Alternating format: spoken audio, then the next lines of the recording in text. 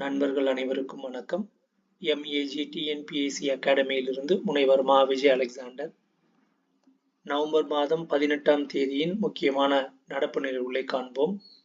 அணு ஆயுதங்களுடன் 1500 கிலோமீட்டர் தொலைவுக்கு மேல் பாய்ந்து தாக்கும் வல்லமை கொண்ட இந்தியாவின் முதல் நீண்ட தொலைவு ஹைப்பர்சானிக் ஒலியை விட அதிக வேகம் செல்லக்கூடிய ஏவுகணை வெற்றிகரமாக பரிசோதிக்கப்பட்டது.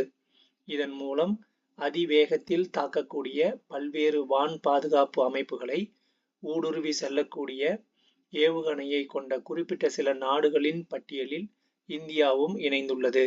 இந்தியாவின் முதல் நீண்ட தொலைவு ஹைப்பர்சானிக் ஏவுகணை தயாரிப்பு திட்டத்தின் கீழ் பாதுகாப்பு ஆராய்ச்சி மற்றும் மேம்பாட்டு அமைப்பால் DRDO உருவாக்கப்பட்ட ஏவுகணை ஒடிசாவின் பாலசோர் கடற்கரையில் உள்ள டாக்டர் APJ அப்துல் கலாம் தீவில் வெற்றிகரமாக பரிசோதிக்கப்பட்டது. இந்த ஹைப்பர்சோனிக் ஏவுகணை 1500 கிலோமீட்டருக்கும் அதிகமான தொலைவுக்கு அணு ஆயுதம் உள்பட பல்வேறு வகையான ஆயுதங்களை சுமந்து சென்று தாக்கும் வகையில் வடிவமைக்கப்பட்டுள்ளது. பொதுவாக ஒலியை விட 5 மடங்கு வேகத்தில் பாயக்கூடிய ஹைப்பர்சானிக் ஏவுகணைகள் தங்களின் இலக்கை நோக்கிய பயணத்தில் நடுவழியில் பாதையை மாற்றும் திறன் கொண்டவை. சில மேம்பட்ட ஏவுகணைகள் ஒலியை விட 15 மடங்கு வரை அதிக வேகத்தில் பயணிக்கும். பிருத்திவி, ஆகாஷ், அக்னி உள்ளிட்ட நீண்ட தொலைவு ஏவுகணைகளை DRDO ஏற்கனவே உருவாக்கியுள்ளது குறிப்பிடத்தக்கது. உலக உயிரினங்களின் பேரழிவு நோக்கிய பயணம் தொடங்கியதா? மத்திய ஆசிய நாடான அஜர்பைஜானின் தலைநகர் பாக்குவில் நவம்பர் 15ஆம் தேதி முதல் 29வது பருவநிலை உச்சி மாநாடு நடைபெற்று வருகிறது. ஐக்கிய நாடுகள் முன்னின்று நடத்தும் இந்த சர்வதேச மாநாட்டில் 200 நாடுகள் பங்கேற்கின்றன. 29 ஆண்டுகளுக்கு முன்பே புவி வெப்பமயமாதல் குறித்த அச்சம் எழுந்துவிட்டது. அதன் விளைவாக ஜெர்மனியின் பெர்லின் நகரில் 1995ஆம் ஆண்டு ஐநா சபையின் முனைப்பு காரணமாக முதலாவது பருவநிலை உச்சி மாநாடு கூடியது. புவி வெப்பமயமாதலுக்கு அதிகரித்த கரியமில வாயு வெளியேற்றமும் கரியமில வாயு வெளியேற்றத்துக்கு பெட்ரோலியம் உள்ளிட்ட புதைப்படிம எரிசக்தியும் காரணமாகும். ஆழ்துளை பெட்ரோலிய கிணறுகள் அதிக அளவில் காணப்படும் துபாயிலும் அஜர்பைஜானிலும் கூட இந்த பருவநிலை உச்சி மாநாடு நடைபெறுவதை பார்க்க முடிகிறது. அதிகமாக கரிய அமில வாயு உமிழ்வுக்கு காரணமான 13 நாடுகளின் தலைவர்கள் மாநாட்டில் கலந்து கொள்ளவில்லை. 2023 ஆய்வின்படி அந்த 13 நாடுகள் தான் 70% கரியமில வாயு உமிழ்வுக்கு காரணமானவை. பாரிஸ் ஒப்பந்தத்திற்கு காரணமான பிரான்ஸ் நாட்டின் அதிபர் இமானுவேல் மேக்ரான் கலந்து கொள்ளவில்லை. மேக்ரான் மட்டுமல்ல, உலக மக்கள் தொகையில் 42% பங்கு வகிக்கும் நாடுகளான அமெரிக்கா, சீனா, இந்தியா, இந்தோனேஷியா ஆகிய நாடுகளின் தலைவர்களும் நேரடியாக பங்கு பெறாததை பருவநிலை மாற்றம் குறித்து அவர்களது அக்கறையின்மையாக கருதப்படுகிறது. 2015 பாரிஸ் ஒப்பந்தத்தின்படி 1.3 லட்சம் கோடி டாலர் அளவில் வளர்ச்சி அடைந்த நாடுகள் கரியமில வாயு உமிழ்வை குறைப்பதற்காகவும் அதன் மூலம் ஏற்படும் இழப்புகளை ஈடுகட்டவும் வளர்ச்சி அடையும் நாடுகளுக்கு வழங்க வேண்டும் என்று முடிவு எடுக்கப்பட்டது. அவையெல்லாம் ஒப்பந்த அளவில் இருக்கிறதே தவிர செயல் வடிவம் பெறவில்லை. இந்த நிதி பங்களிப்பில் இந்தியாவுக்கும் சீனாவுக்கும் அப்போது விலக்கு அளிக்கப்பட்டது. இப்போது இந்தியா, சீனா, வளைகுடா நாடுகள் உள்ளிட்டவை பருவநிலை மாற்றத்தால் ஏற்படும் பாதிப்புக்கான இழப்பீட்டில் நிதி பங்களிக்க வேண்டும் என வளர்ந்த நாடுகள் வளர்ச்சி அடையும் நாடுகளுக்கு வலியுறுத்தியுள்ளன என்பது குறிப்பிடத்தக்கது. வளரும் நாடுகள் பருவநிலை மாற்ற சவால்களை சமாளிக்கவும் பாரிஸ் ஒப்பந்த இலக்குகளை அடையவும் 2030க்குள் ஆண்டுக்கு $1 டிரில்லியன் திரட்டுவது குறித்து இந்த மாநாட்டில் கவனம் செலுத்தப்பட வேண்டும் என்று பருவநிலை நிதி தொடர்பான உயர்நிலை நிபுணர் குழுவின் அறிக்கையில் வலியுறுத்தப்பட்டிருக்கிறது குறிப்பிடத்தக்கது. பருவநிலை மாற்றத்தினால் புவி வெப்பநிலை ஆண்டொன்றுக்கு சராசரி இயல்பை விட 1.1 டிகிரி செல்சியஸ் அதிகரிக்கிறது. 2040க்குள் புவியின் வெப்பநிலை 1.5 டிகிரி செல்சியஸ் அதிகரிக்கக்கூடும் என்று அஞ்சப்படுகிறது. அதன் விளைவால் மனித இனம் உள்பட உலகில் உயிரினங்கள் வாழ முடியாத நிலைமை உருவாகக்கூடும் என ஆய்வாளர்கள் தெரிவிக்கின்றனர். ஆசிய பசிபிக் பொருளாதார ஒத்துழைப்பு உச்சி மாநாட்டில் அமெரிக்க அதிபர் ஜோ பைடனை சந்தித்த சீன அதிபர் ஷி ஜின்பிங் இரு நாடுகளிடையே நிலையான உறவை பேண அமெரிக்கா கவனம் செலுத்த வேண்டும் என வலியுறுத்தினார். அண்மையில் அமெரிக்க தொலைத்தொடர்பை குறிவைத்து சீன ஹேக்கர்கள் தகவல்களை திருடுவதாகவும் உக்ரைனில் நடக்கும் போருக்கான இராணுவ உபகரணங்களை தயாரிக்க ரஷ்யா பயன்படுத்தும் தொழில்நுட்பத்தை சீனா அதிக அளவில் விற்பனை செய்வதாகவும் அமெரிக்காவின் FBI புலனாய்வு அமைப்பு குற்றம் சாட்டியது. இதனால் இரு நாடுகள் இடையிலான உறவில் பதற்றமான சூழல் நிலவி வரும் நிலையில் இந்த சந்திப்பு நிகழ்ந்துள்ளது குறிப்பிடத்தக்கது. நேபாளம் இந்தியா இடையேயான எல்லை பாதுகாப்பு பணிகளில் ஒத்துழைக்க காத்மாண்டுவில் நடைபெற்ற வருடாந்திர கூட்டத்தில் இரு நாடுகளும் சம்மதம் தெரிவித்துள்ளன. பிரதமர் மோடிக்கு நைஜீரியா நாட்டின் 2வது உயரிய விருதான grand commander of the order of the Niger விருதை அந்த நாட்டு அதிபர் போலா அகமது தினுபு வழங்கினார். இந்த விருதை வெளிநாட்டை சேர்ந்த பிரிட்டன் ராணி எலிசபெத் மட்டுமே கடந்த 1969இல் பெற்றுள்ளார். இந்த விருதின் மூலம் சர்வதேச அளவிலான 17வது உயரிய விருதை பிரதமர் மோடி பெற்றுள்ளார் என்பது குறிப்பிடத்தக்கது. மணிப்பூரில் வன்முறைக்கு தீர்வு காண தவறிவிட்டதாக குற்றஞ்சாட்டி மாநில பாஜக அரசுக்கு அளித்து வந்த ஆதரவை கூட்டணி கட்சியான தேசிய மக்கள் கட்சி திரும்ப பெற்றது. மேகாலயா முதல்வர் கான்ராட் சங்மா தலைமையிலான தேசிய மக்கள் கட்சி மணிப்பூர் அரசுக்கு அளித்து வந்த ஆதரவை திரும்ப பெற்றது.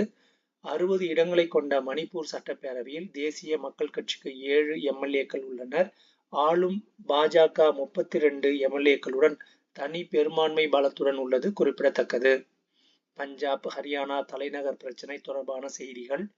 பஞ்சாப் ஹரியானா ஆகிய மாநிலங்களில் பொது தலைநகராக உள்ள சண்டிகரில் தனியாக சட்டப்பேரவை கட்டிடம் கட்டும் ஹரியானா பாஜக அரசின் நடவடிக்கைக்கு ஆளும் ஆம் ஆத்மி அரசு கடும் எதிர்ப்பு தெரிவித்துள்ளது. சண்டிகர் பஞ்சாப் மாநிலத்துக்கு சொந்தம். அங்கு ஹரியானா சட்டப்பேரவை கட்ட ஓர் அங்குலம் இடம் கூட ஒதுக்கக்கூடாது என்று பஞ்சாப் மாநில அமைச்சர்கள் தெரிவித்துள்ளனர். ஒருங்கிணைந்த பஞ்சாபில் இருந்து பிரிக்கப்பட்டு கடந்த 1966ஆம் ஆண்டில் ஹரியானா தனி மாநிலமாக உருவாக்கப்பட்டது. தலைநகரான சண்டிகருக்கு இரு மாநிலங்களும் உரிமை கொண்டாடிய நிலையில் அப்பகுதி யூனியன் பிரதேசமாக்கப்பட்டது. இரு மாநிலங்களுக்கும் பொதுவான தலைநகராக உள்ள சண்டிகர் தற்போது பஞ்சாப் ஆளுநரின் நிர்வாகத்தின் கீழ் உள்ளது. பொது கட்டட வளாகத்திலேயே இரு மாநில சட்டப்பேரவைகள் மற்றும் தலைமை செயலகங்கள் செயல்பட்டு வருகின்றன என்பது குறிப்பிடத்தக்கது. சென்னையில் முதல்வர் மு.க. ஸ்டாலின் உடன் 16வது நிதி ஆணைய தலைவர் அரவிந்த் பனகாரியா தலைமையிலான குழுவினர் ஆலோசனை நடத்த உள்ளனர். மத்திய மற்றும் மாநில அரசுகளுக்கு இடையே நிதியை பகிர்ந்து அளிக்க இந்திய அரசமைப்பு சட்டம் 280 பிரிவின் கீழ் மத்திய நிதி ஆணையம் அமைக்கப்பட்டுள்ளது. உயரிய அதிகாரங்களை படைத்த இந்த நிதி ஆணைய குழு 5 ஆண்டுகளுக்கு ஒருமுறை அனைத்து மாநிலங்களுக்கும் சென்று ஆய்வு செய்ய வேண்டும் என்பது நடைமுறை ஆகும். உலக தமிழர்கள் வாழும் 100 முக்கிய நகரங்களில் தமிழர்களுக்கான பிரத்யேக பொருளாதார மையம், தமிழர் தொழில் தொடங்க நிதி உதவி வழங்குவதை ஊக்குவிக்கும் நோக்கில் வங்கிகளை நிறுவ வேண்டும் என்பது உள்ளிட்ட தீர்மானங்கள் மலேசியா தலைநகர் கோலாலம்பூரில் நடைபெற்ற உலக தமிழர் பொருளாதார மாநாட்டில் நிறைவேற்றப்பட்டன. பால் உற்பத்தியாளர்களுக்கு நிலுவையில் உள்ள ஊக்கத்தொகையை வழங்குவதற்காக ரூபாய் 140.98 கோடியை தமிழக அரசு ஒதுக்கியிருந்த நிலையில் முதல் கட்டமாக 27 ஒன்றியங்களுக்கு மொத்தம் ரூபாய் 70 கோடி வழங்கப்பட்டுள்ளது. தமிழகத்தில் ஆவின் நிறுவனத்துக்கு பால் விநியோகம் செய்யும் தொடக்க பால் உற்பத்தியாளர் கூட்டுறவு சங்க உறுப்பினர்களுக்கு தமிழக அரசு சார்பில் கடந்த ஆண்டு டிசம்பர் முதல் லிட்டருக்கு ரூபாய் 3 ஊக்கத்தொகை வழங்கப்பட்டு வருவது குறிப்பிடத்தக்கது. முத்துலட்சுமி ரெட்டி மகப்பேறு நிதியுதவி விநியோகத்தில் முறைகேடுகள் நிகழ்வதை தவிர்க்கும் நோக்கில் தமிழகம் முழுவதும் அனைத்து ஆரம்ப சுகாதார நிலையங்களிலும் அந்த திட்டம் தொடர்பான விழிப்புணர்வு ஏற்படுத்தப்பட உள்ளது.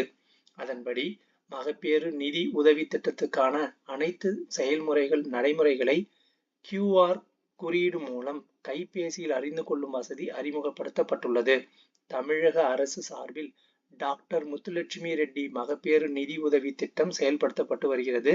இதில் கர்ப்பிணிகள் கருத்தரித்த 12 வாரங்களுக்குள் ஆரம்ப சுகாதார செவிலியர்களிடம் ஆதார் அட்டை வங்கி கணக்கு எண் விவரங்களை தெரிவித்து பெயரை பதிவு செய்து பிக்மி எண் பெற்றவுடன் கர்ப்ப காலத்தில் 4வது மாதத்தில் ரூபாய் 6000, குழந்தை பிறந்த 4வது மாதத்தில் ரூபாய் 6000, குழந்தை பிறந்த 9வது மாதத்தில் ரூபாய் 2000 வழங்கப்படுகிறது. அதேபோல பேறு காலத்தில் 3வது மற்றும் 6வது மாதங்களில் இருமுறை ஊட்டச்சத்து பெட்டகங்கள் வழங்கப்படுகின்றன. இதுவரை மாநிலம் முழுவதும் டாக்டர் முத்துலட்சுமி ரெட்டி மகப்பேறு நிதி உதவி திட்டத்தின் கீழ் ரூபாய் 12,000 கோடி நிதி 1.30 கோடி பெண்களுக்கு வழங்கப்பட்டுள்ளது. பிரதமரின் மாத்ரு வந்தனா யோஜனா திட்டத்தின் நிதி பங்களிப்புடன் செயல்படுத்தப்படும் அத்திட்டம் சில இடங்களில் உரிய பயனாளிகளுக்கு சென்றடைவதில்லை என புகார் எழுந்துள்ளது குறிப்பிடத்தக்கது. காசநோய் தடுப்பு நடவடிக்கைகள் பற்றிய ஒரு பார்வை. காசநோயை முழுமையாக ஒழிக்கும் நோக்கில் மத்திய மாநில அரசுகள் பல்வேறு முயற்சிகளை முன்னெடுத்து வருகின்றன. அது மட்டுமன்றி 2025க்குள் நோயை முற்றிலுமாக ஒழிக்க வேண்டும் என்ற இலக்குடன் பல்வேறு திட்டங்கள் செயல்படுத்தப்படுகின்றன. தமிழகத்தை பொறுத்தவரை நோயாளிகளை கண்டறிதல், கூட்டு மருந்து சிகிச்சைகளை அளித்தல், தொடர் கண்காணிப்பு நடவடிக்கைகள் மேற்கொள்ளுதல் என காசநோய் ஒழிப்பு திட்ட பணிகள் மாநிலம் முழுவதும் விரிவாக மேற்கொள்ளப்படுகின்றன. அதேபோல தமிழகம் முழுவதும் காச நோயாளிகளுக்கு தேவைப்படும் மருந்துகள் களப்பணியாளர்கள் மூலம் அவர்களின் இருப்பிடங்களுக்கே சென்று வழங்கப்பட்டு வருகிறது. காச நோயை முழுமையாக வேரறுக்கும் நோக்கில் தேசிய காசநோய் ஒழிப்பு திட்டம் செயல்படுத்தப்பட்டு வருகிறது. அதன் கீழ் இத்திட்டத்தை மேலும் தீவிரமாக செயல்படுத்த வேண்டிய அவசியம். அதை கருத்தில் கொண்டு மாவட்ட சுகாதார அதிகாரிகளுக்கு சில முக்கிய அறிவிப்புகள் வழங்கப்படுகின்றன. தொடக்க நிலையிலேயே காசநோயை கண்டறிந்து சிகிச்சை வழங்க ஊடுகதிர் பரிசோதனைகளை தொடக்கத்திலேயே மேற்கொள்ளப்படுகின்றன. காசநோய் உறுதி செய்யப்படுவோரில் ஊட்டச்சத்து குறைபாடு உள்ளவர்களை கண்டறிந்து உரிய ஊட்டச்சத்து கிடைப்பதை உறுதி செய்கின்றனர். முகமது ஜின்னா எழுதிய நோபல் ஜேர்னி என்பது பயண நூல் ஆகும். சென்னை IITயின் மெய்நிகர் தொழில்நுட்பம் தொடர்பானவற்றை ஆராயும் எக்ஸ்டிக் மையம் சார்பில் 2022ஆம் ஆண்டில் வெளியான லீ மக்ஸ் என்ற மெய்நிகர் இசை திரைப்படத்தை உருவாக்கியமைக்காக இசை அமைப்பாளர் AR ரஹ்மானுக்கு விருது வழங்கப்பட்டது. அமெரிக்காவில் நடைபெற்ற 6வது உலக கோப்பை கேரம் போட்டியில் 3 பிரிவுகளில் சென்னையை சேர்ந்த தமிழக வீரர் காசிமா முதலிடம் பெற்றுள்ளார். மேற்கு வங்கத்தில் நடைபெற்ற டாடா ஸ்டீல் செஸ் இந்தியா போட்டியில் ஃபிளிட்ஸ் பிரிவில் நார்வேயின் மேக்னஸ் கார்ல்சன் சாம்பியன் ஆனார். ஏற்கனவே இதே போட்டியில் ரேபிட் பிரிவிலும் வாகை சூடியிருந்த அவர் தற்போது இரட்டை பட்டம் வென்றுள்ளார். ஒடிசாவின் கஞ்சம் மாவட்டத்தில் உள்ள படாப்பூர் காவல் நிலையம் 2024ஆம் ஆண்டில் நாட்டின் 3 சிறந்த காவல் நிலையங்களில் ஒன்றாக மத்திய உள்துறை அமைச்சகத்தால் தேர்வு செய்யப்பட்டுள்ளது. 113 ஆண்டுகளாக செயல்பட்டு வரும் இந்த காவல் நிலையத்தில் உள்கட்டமைப்பை ஆய்வு செய்யவும் பொதுமக்களின் கருத்துக்களை கேட்டு பெறவும் உள்துறை அமைச்சகத்தின் குழு கடந்த செப்டம்பர் மாதம் சென்றிருந்தது குறிப்பிடத்தக்கது. ஆண்டுதோறும் நவம்பர் 14 முதல் 20ஆம் தேதி வரை தேசிய நூலக வார விழா கடைபிடிக்கப்படுகிறது. மத்திய தத்தெடுப்பு ஆதார மையமானது புதிய குழந்தை வளர்ப்பு பராமரிப்பு வழிகாட்டுதல்படி இளைஞர் நீதி சட்டத்தின் கீழ் பதிவு பெற்ற குழந்தைகள், இல்லங்களில் உள்ள இரு பெற்றோரையும் இழந்த குழந்தைகள், கைவிடப்பட்ட குழந்தைகள், ஒப்படைக்கப்பட்ட குழந்தைகள் ஆகியோரை குடும்ப சூழல்களில் வாழ வழிவகை செய்யும் வகையில் தற்காலிக வளர்ப்பு பராமரிப்பு திட்டம் குறித்து பொதுமக்களுக்கு போதிய விழிப்புணர்வு ஏற்படுத்தப்பட உள்ளது. இத்திட்டத்தில் குழந்தைகளை தத்தெடுக்க விருப்பமுள்ள பெற்றோர்களுக்கு சொந்த குழந்தைகள் இருந்தாலும் அல்லது தத்து எடுப்பதற்கு உரிய தகுதிகள் இருந்தாலும் கேரா போர்ட்டல் பதிவு செய்து கொள்ளலாம். பெரு நாட்டின் தலைநகர் லிமா. உக்ரைன் மீது ரஷ்யா கடந்த 2022 பிப்ரவரி 24ஆம் தேதி தாக்குதல் தொடங்கிய நிலையில் இரு நாடுகளுக்கும் இடையேயான போர் 1000வது நாளை எட்டியுள்ளது. மெக்சிகோவில் நடைபெற்ற மிஸ் யுனிவர்ஸ் இறுதிப் போட்டியில் பிரபஞ்ச அழகி பட்டத்தை வென்றவர் டென்மார்க்கின் விக்டோரியா கியார் தில்விக் ஆவார். நன்றி.